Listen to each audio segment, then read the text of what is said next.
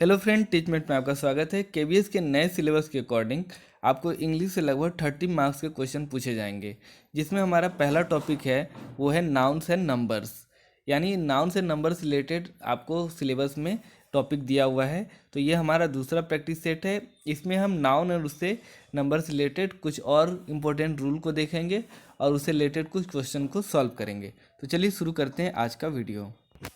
इससे पहले वीडियो में हम लोगों ने नाउन एंड नंबर्स के बारे में कुछ देखा था, जैसे कि नाउन और उससे रिलेटेड सिंगुलर नंबर्स और प्लूरल नंबर्स रिलेटेड कौन कौन से इंपॉर्टेंट रूल्स है उसको हमने देखा था और उससे कुछ रिलेटेड क्वेश्चन को भी सॉल्व किया था। इसमें हम लोग नाउन एंड केसेज के बारे में बात करेंगे कि नाउन और केस क्या होता है। The relation in which a noun stand to some other word और change of its form by which relation is indicate is called the case. यानी कि नाउन दूसरे शब्दों के साथ, दूसरे वर्ड के साथ जिस रिलेशन के साथ रहते हैं या जिसके द्वारा उसके रिलेशन का पता चलता है उसे हम लोग केस बोलते हैं। और केस जो होता है वो चार तरह का होता है, जैसे नॉमिनेटिव केस या सब्जेक्टिव केस भी जिसको कहते हैं, हिंदी में कर्ता कारक बोलते हैं। दूसरा है ऑब्जेक्टिव केस या कर्म कारक जिसको कहते हैं। तीसरा है पॉजेसिव या जेनिटिव केस या संबंध कारक बोलते हैं। और लास्ट है हमारा वोकेटिव केस या संबोधन कारक जिसको हम लोग कहते हैं। तो चलिए हम लोग आज केस के बारे में जानेंगे कि नाउन और उससे रिलेटेड जो केसेज हैं वो क्या हैं और वो कैसे हमें एग्जाम में देखने को मिलेंगे, किस तरह से क्वेश्चन उस पर आएंगे। यहाँ पर हम लोग मुख्य रूप से पॉजेसिव केस के बारे में चर्चा करेंगे, क्योंकि नाउन के साथ नॉमिनेटिव केस या ऑब्जेक्टिव केस में कोई प्रॉब्लम नहीं होता है, क्योंकि नाउन नॉमिनेटिव या ऑब्जेक्टिव केस में एक ही रूप में रहता है। जैसे आप देख लीजिए, अगर है कि राम लव्स सीता, तो वो यहाँ पर राम नॉमिनेटिव केस में है और ऑब्जेक्टिव केस में है सीता। तो अगर हम इसको बदल भी दें तो सीता लव्स राम, तो उसी प्रकार से इसको लिखा जाएगा। लेकिन अगर हम किसी अन्य केस के बारे में बात करेंगे, जैसे पॉजेसिव केस के बारे में बात करेंगे, तो उसमें कुछ बदलाव देखने को मिलता है। तो इसलिए मेनली हम लोग उसी के बारे में आज चर्चा करेंगे। हाँ, एक चीज़ ध्यान रखना है कि प्रोनाउन में नॉमिनेटिव और ऑब्जेक्टिव के रूप में भी परिवर्तन होता है, जिसकी चर्चा हम लोग प्रोनाउन चैप्टर के अंतर्गत में करेंगे। पॉजेसिव केस का अर्थ क्या होता है? तो पॉजेसिव केस का मतलब होता है पोजीशन, अधिकार या फिर ऑनरशिप। यानी यह बताता है कि किसका अधिकार है, किसका स्वामित्व है। यह पोजीशन या ऑनरशिप को बताने के लिए प्रयोग किया जाता है। और हम लोग ऑनरशिप बताने के लिए एपोस्ट्रोफी एस या ऑफ का सहारा लेते हैं। जैसे हमें लिखना हो कि यह किससे संबंधित है या किसी चीज़ पर किसका अधिकार है या किससे रिलेटेड है, तो उसके लिए हम लोग एपोस्ट्रोफी एस लगाते हैं। आप लोग देखे होंगे कि इस तरह से हम लोग लिखते हैं। जैसे यहाँ आप देखिए, यहाँ एपोस्ट्रोफी एस को इस तरह से हम लोग ऊपर में करके ऐसे एस लिखते हैं। इसी को कहा जाता है एपोस्ट्रोफी एस बोलते हैं हम लोग। और यहाँ एक एग्जाम्पल आप देख सकते हैं कि शेक्सपियर्स प्लेज, या फिर हम लोग कहते हैं प्लेज ऑफ शेक्सपियर। यानी इसको दो तरह से हम लोग लिख सकते हैं कि शेक्सपियर के नाटक या शेक्सपियर का नाटक। इस तरह से इसको दो तरीके से आप अंग्रेजी में लिख सकते हैं, या तो एपोस्ट्रोफी एस लगाइए या फिर ऑफ लगा करके हम लोग पोजीशन को दिखा सकते हैं। किंतु आप सभी जगहों पर एपोस्ट्रोफी एस का प्रयोग नहीं कर सकते हैं, और जहां इसका प्रयोग नहीं होना चाहिए वहां इसका प्रयोग करके एग्जाम में प्रॉब्लम दिया जाता है या आपको क्वेश्चन बनाए जाते हैं। जैसे उदाहरण के लिए आप यहाँ पर देख सकते हैं, a tables leg were broken by my angry brother. अब यहाँ पे आपको बताना है कि किस पार्ट में गलती है। तो यहाँ आप देख रहे होंगे कि जो हमारा पहला है सेक्शन ए, यानी कि अ टेबल्स लेग, ये कहना गलत है, क्योंकि जो निर्जीव होते हैं उनके साथ एपोस्ट्रोफी एस का प्रयोग नहीं होता है। तो इस तरह से यहाँ पर पहला जो यहाँ बात बताया गया है ये गलत है। तो ऐसा नहीं कि आप जहाँ चाहे वहाँ पर एपोस्ट्रोफी एस का इस्तेमाल कर सकते हैं। तो चलिए अब हम लोग देखते हैं कि वो कौन कौन से स्थान है जहाँ पर हम लोग एपोस्ट्रोफी एस का प्रयोग कर सकते हैं। तो इसमें पहला है कि मानव जाति या जानवर के साथ, यानी कि कोई ह्यूमन कम्युनिटी है या ह्यूमन बींग्स हैं या फिर एनिमल्स हैं, तो उनके साथ में हम लोग एपोस्ट्रोफी एस लगा सकते हैं। जैसे हम लोग चाहे तो लिख सकते हैं the life of a man, या फिर मैन्स लाइफ, या राम्स लाइफ ऐसे भी हम लोग उसको लिख सकते हैं। राम्स वाइफ यहाँ पे दिया गया है। डॉग्स कैनल्स, काउज टेल, इस तरह से आप जानवर या बड़े जानवर जो हैं उसके साथ और फिर जो मानव जाति हैं उसके साथ आप लोग एपोस्ट्रोफी एस का इस्तेमाल कर सकते हैं, ये सही है। नेक्स्ट है, यदि किसी निर्जीव पदार्थ को मानव के रूप में प्रस्तुत किया जाए, यानी होता है ना कई बार हम लोग उपमा के रूप में या कुछ इस तरह से लिखते हैं कि वो निर्जीव चीज़ भी सजीव की तरह होता है, तो वहाँ पर हम लोग एपोस्ट्रोफी एस लगा सकते हैं। जैसे फॉर्चून्स फेवरेट, भाग्य का कोई पसंदीदा जो खेल है या भाग्य का खेल है, ऐसे हम लोग बोलते हैं ना, तो यहाँ पर उसको इस तरह से लिखा जा सकता है। नेक्स्ट है, समय बताने वाले शब्दों के साथ। जो समय बताने वाले शब्द होते हैं ये खास करके याद रखिएगा कि निर्जीव होते हुए भी इसके साथ एपोस्ट्रोफी एस का इस्तेमाल किया जाता है। जैसे अ moments delay, a weeks leave, a months absence, इस तरह से हम लोग यहाँ पे इस्तेमाल कर सकते हैं। ये काफ़ी इम्पोर्टेंट पॉइंट है, तो आप इसको विशेष रूप से याद रखेंगे कि जो शब्द बताने वाले शब्द हैं, समय बताने वाले शब्द हैं, जिसे टाइम के बारे में पता चलता है, टाइम से रिलेटेड जो वर्ड होंगे उसमें हम लोग एपोस्ट्रोफी एस लगा सकते हैं। नेक्स्ट है, वजन बताने वाले शब्दों के साथ भी वेट अगर शब्द का प्रयोग हो तब हम लोग वहाँ पे एपोस्ट्रोफी एस लगा सकते हैं। जैसे ए टन्स वेट, अगर सीधे रहता ए टन तो नहीं लगता, लेकिन अगर वेट उसके साथ यूज हो रहा है तब हम लोग वहाँ पे एपोस्ट्रोफी लगा सकते हैं।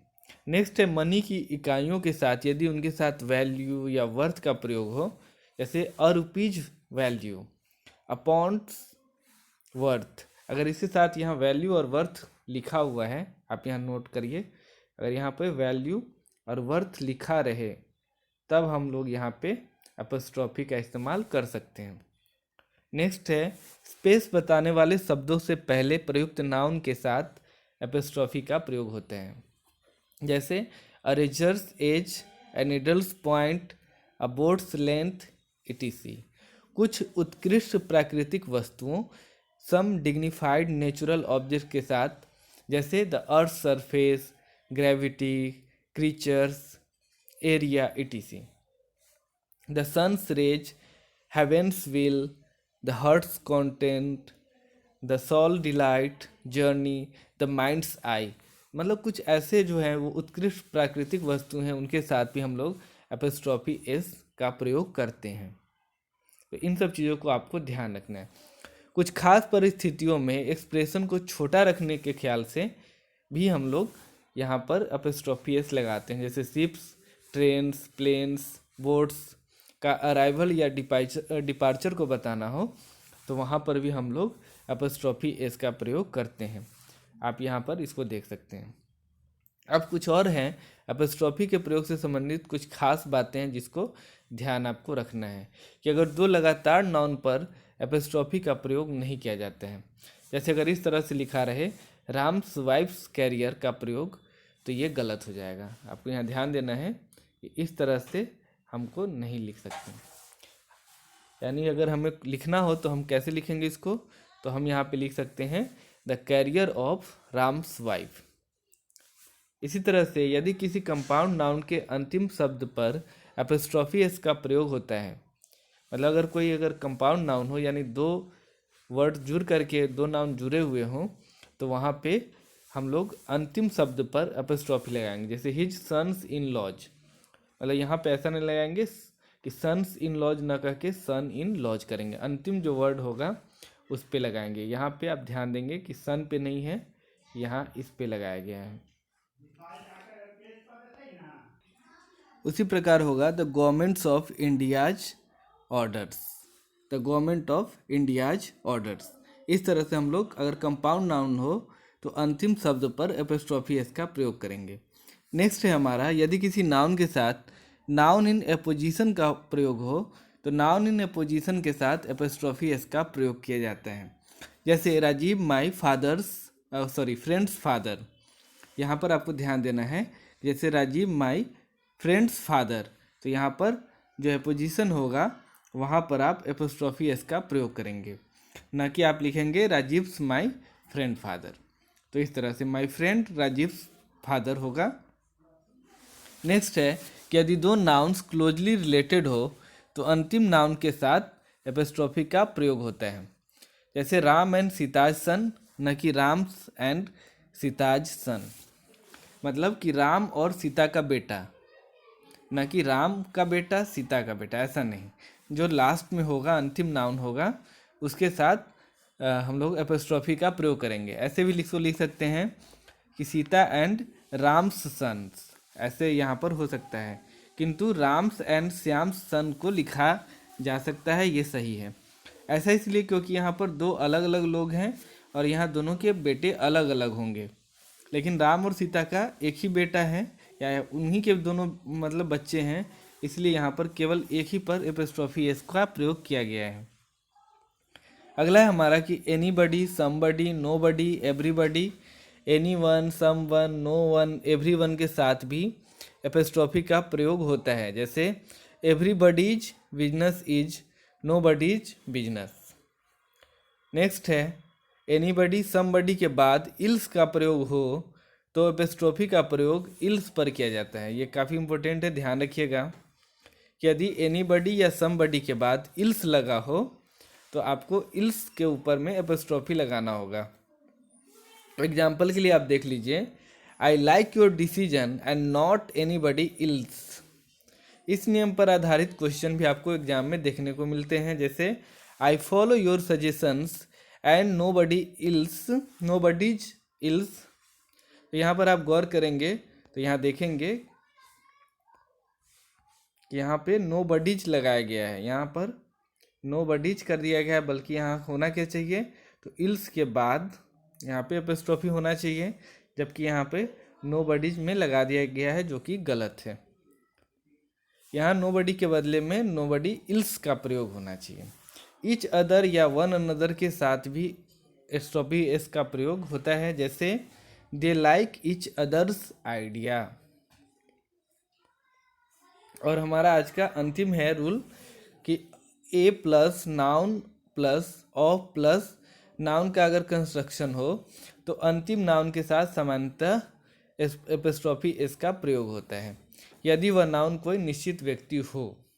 जैसे अ फ्रेंड ऑफ माई फादर्स या ब्रदर्स, कुछ भी अगर यहाँ रहेगा तो लास्ट वाले पे ही हम लोग एपोस्ट्रोफी एस का प्रयोग करेंगे। किंतु ए पिक्चर ऑफ राम को हम लोग लिख सकते हैं कि ए पिक्चर ऑफ राम, ऐसा भी हो सकता है। तो ये सब कुछ आपको रूल थे। अब चलिए इस पर रिलेटेड हम लोग कुछ क्वेश्चन को सॉल्व करते हैं। जैसे हमारा पहला क्वेश्चन है कि if you know it well that your success in life depend not on my advice but on somebody ills. अब आपको बताना है कि यहाँ पे कौन सा पार्ट गलत है और क्यों है। तो दोस्तों इसका जो पहला ये जो क्वेश्चन है इसका डी पार्ट में एरर है। यहाँ पे आप देखेंगे इसका जो डी पार्ट है ये रॉन्ग है। और ये कैसे है, तो देखिए यहाँ पर इल्स के साथ एपोस्ट्रोफी को जोड़ना पड़ेगा, क्योंकि याद रखना है कि somebody ills, nobody ills, anybody ills आदि के साथ इल्स पर ही एपोस्ट्रोफी का प्रयोग होता है। इस तरह से आप इसको समझिएगा कि not on my advice but on somebody ills advice. अब चूंकि इल्स के बाद एडवाइस का रिपीटेशन हो रहा है इसलिए एडवाइस सबको यहाँ पे हटा दिया गया है। ये तो सही है, लेकिन यहाँ पे इल्स के बाद एपोस्ट्रोफी होना चाहिए, जो कि यहाँ पे नहीं दिया गया है। तो इस तरह से यहाँ पर क्या होना चाहिए, not on my advice but on somebody ills, यानी यहाँ पर आपको एपोस्ट्रोफी एस लगा के लिखना चाहिए था। तो चलिए अब नेक्स्ट क्वेश्चन को देखते हैं। He inform me that he had gone to one of the ministers residence and stay there all night. और हमारा दूसरा क्वेश्चन का जो है इसमें सी पार्ट में एरर है। और क्या एरर है तो पहले इसको समझते हैं कि वन ऑफ के बाद यदि दो नाउन का प्रयोग हो तो उनका पोजीशन या ऑनरशिप हम एपोस्ट्रोफी एस के सहारे नहीं बनाते हैं, बल्कि ऑफ के सहारे बनाते हैं। तो आपको ध्यान रखना है कि अगर वन ऑफ रहता है और उसके बाद दो नाउन होते हैं तो उसको हम लोग एपोस्ट्रॉफी एस नहीं लगाते हैं। तो यहाँ पे जो एपोस्ट्रॉफी एस का प्रयोग किया गया है वो गलत हो जाएगा। तो यहाँ पे एपोस्ट्रॉफी एस नहीं होना चाहिए। तो इसको हम कैसे लिख सकते हैं, तो यहाँ पर होना चाहिए कि one of the ministers resistance के बदले में होना चाहिए the resistance of one of the ministers, ऐसे होना चाहिए। यहाँ क्या होना चाहिए, यहाँ मिनिस्टर्स रेजिस्टेंस के बदले में हम लिख सकते हैं कि the residence of one of the minister, इस तरह से इसको लिखना चाहिए।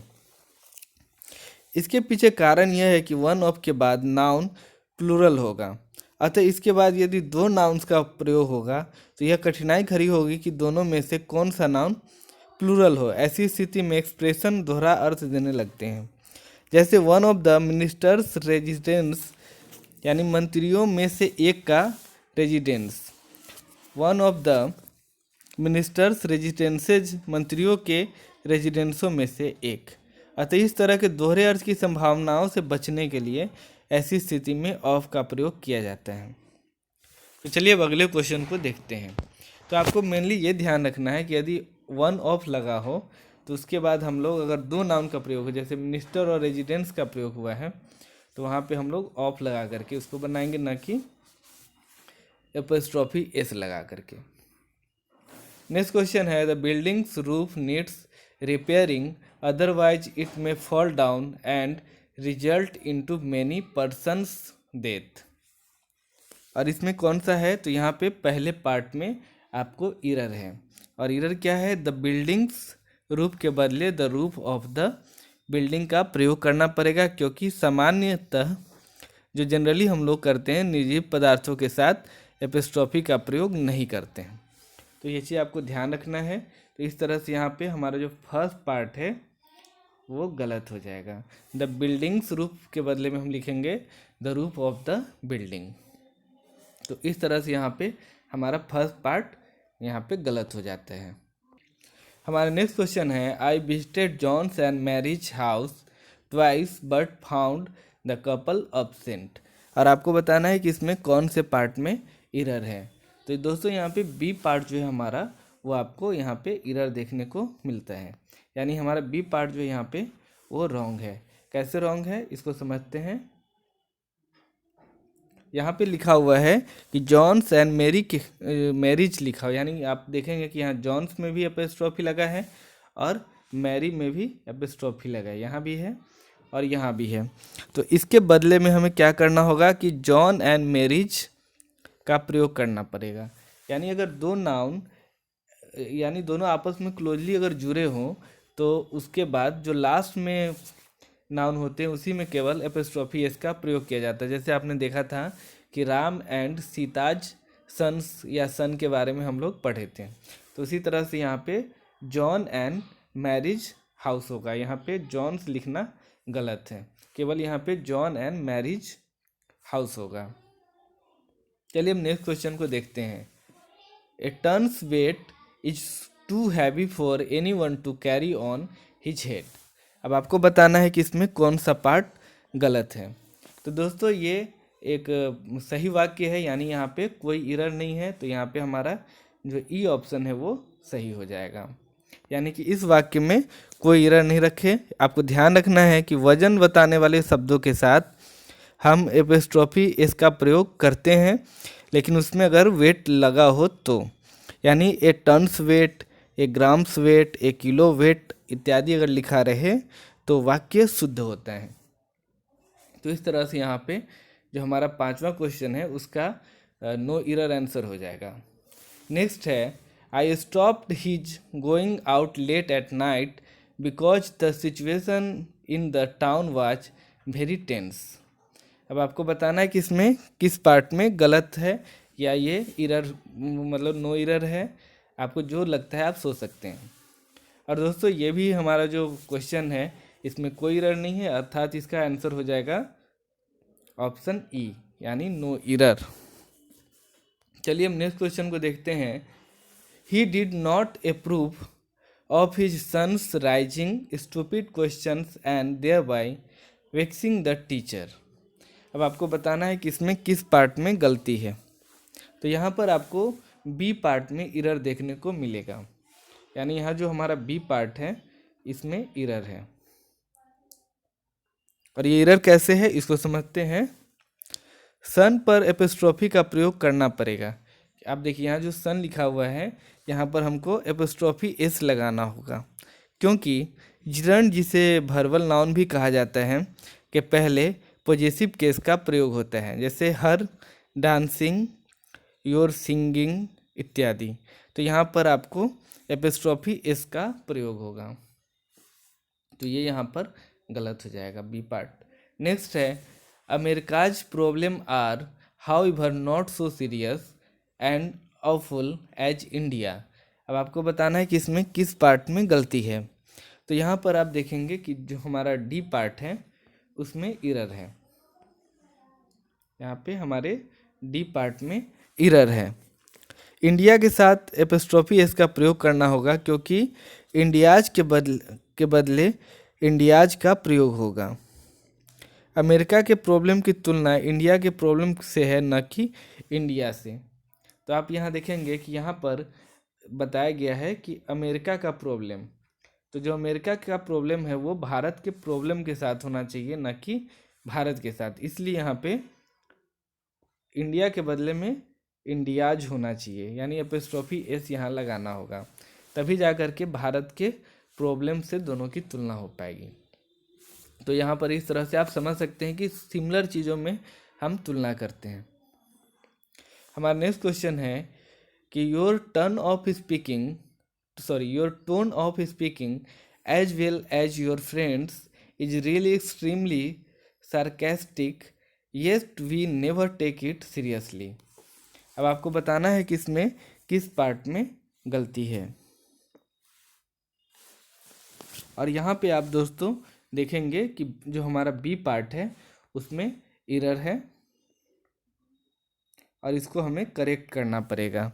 और इसमें क्या एरर है उसको हम लोग समझते हैं।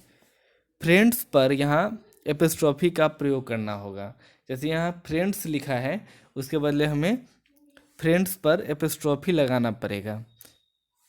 जैसे आप इसको इस तरह से समझ सकते हैं, your tone of speaking as well as your friends, मतलब जैसा आपका है उसी तरह से आपके दोस्त का भी है। और ये भी ध्यान रखें कि किसी प्लूरल नाउन का अंत एपोस्ट्रोफी से हो तो ऐसे नाउन पर सिर्फ एपोस्ट्रोफी का प्रयोग होता है, न कि एस का। यानी अगर ये प्लूरल है तो यहाँ पर हम लोग ऐसे लिखेंगे FRIENDS, यानी और केवल ऐसे लगा देंगे तो ये एपोस्ट्रोफी एस ही माना जाएगा, और यहाँ पर इसे एस लिखने की आवश्यकता नहीं है। अगर ऐसा लिखते हैं तो गलत हो जाएगा।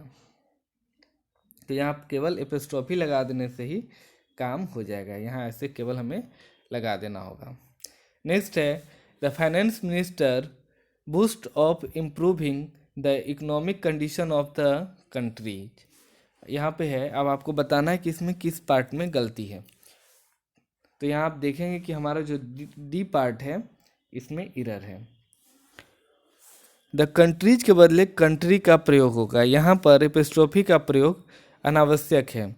निम्नलिखित एक्सप्रेशन को देखें, the population of the country, न कि countries, the progress of the country, न कि कंट्रीज, यानी देश की उन्नति। ऐसे आप तो इस तरह से ऑफ लगा हुआ है तो उसके बाद फिर से एपोस्ट्रोफी लगाना आवश्यक नहीं है। इस तरह से यह अनावश्यक एपोस्ट्रोफी है जिसके कारण यहाँ पे एरर आ गया है, क्योंकि आप देखेंगे कि यहाँ पहले से ही ऑफ का प्रयोग किया गया है। तो इस तरह से दोस्तों ये था कुछ क्वेश्चन जो कि आपको नाउन एंड केसेस से रिलेटेड था। इससे रिलेटेड हम अगले वीडियो में कुछ और क्वेश्चन को डिस्कस करेंगे। उम्मीद है कि आपको ये वीडियो पसंद आया होगा। Thank you very much.